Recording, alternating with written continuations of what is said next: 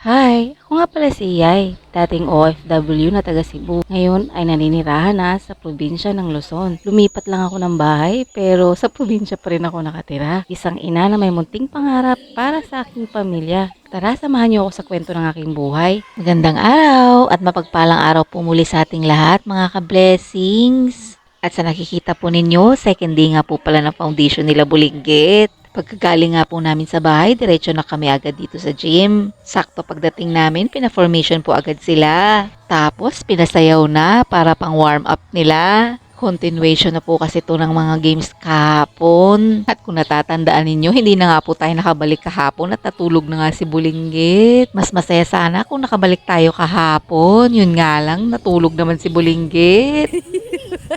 Sobrang pagod kasi ni Bulinggit sa paglalaro. Masaya pa naman yung games na yun kasi mga magulang naglalaro. Kwento na nga lang ng kananay ko kung anong nangyari kahapon. Kaya pagpasensyahan nyo na kung hindi ko sila nabidyohan kahapon. Pagkatapos nga nilang sumayaw, ayan na, pina-formation na sila. Nag-i-start na kasi ang laro ng mga bata. Unang ang tinawag, mga nursery at kindergarten. At yan, nakasama na nga si Bulinggit.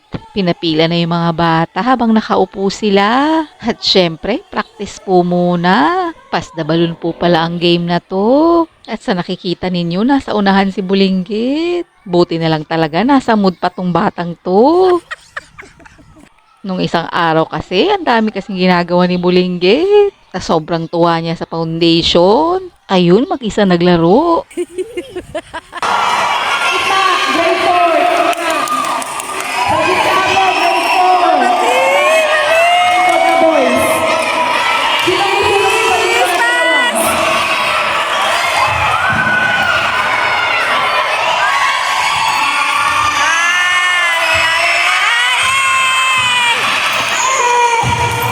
O, diba? Unang game pa lang, nanalo na agad sila Bulinggit. Tuwang-tuwa nga rin si Teacher Jen dun eh. At yan, pinapila na rin agad sila para bigyan ng premyo. May premyo kasi agad after ng game. Tuwang-tuwa naman ang mga bata dito. Lalong-lalo na si Bulinggit at makakakuha na siya ng premyo sa wakas. Patingin-tingin pa nga siya sa atin kung nasan tayo at yun, nung nakita tayo, tuwang-tuwa, proud na proud pang sabihin. Pagkatapos ng ipakita sa atin, ayan na, kinain niya na rin agad. Tara, manood ng second game.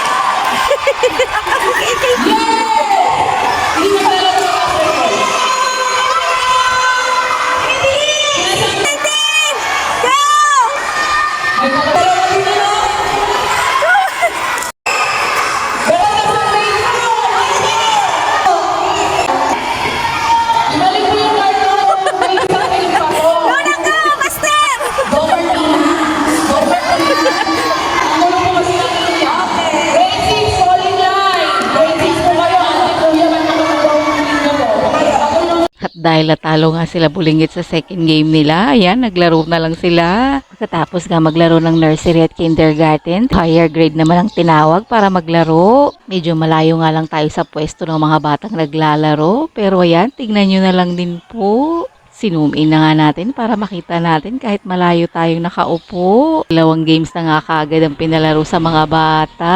At habang naglalaro yung mga higher grades, ayan, tinawag na ulit ang kindergarten.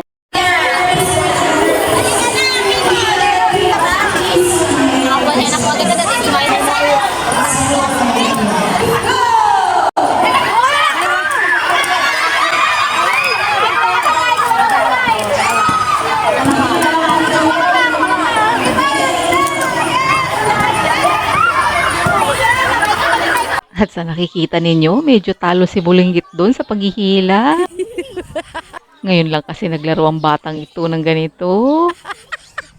After nga yan, ayan, nag-picture taking naman kami ng mga kananay ko. Dala-dala pa nga ni Grace yung bunso niya. Super smile pa nga kaming mga kananay ko, samantalang yung bunso ni Grace ayaw ngumiti.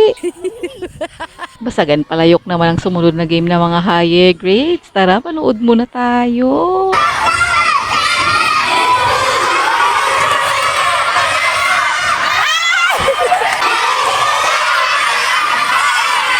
At sa wakas, may nakatama rin sa palayo. Medyo madami-dami rin yung pumalo na yun at yan na nga si Bulinggit nakisawsaw.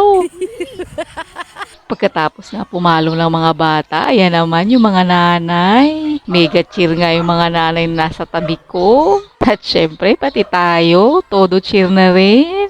Ang galing nga magchacha ni nanay, o tignan nyo naman. Yung tipong ang layo-layo niya na sa papaluin niyang palayok, pero sige pa din.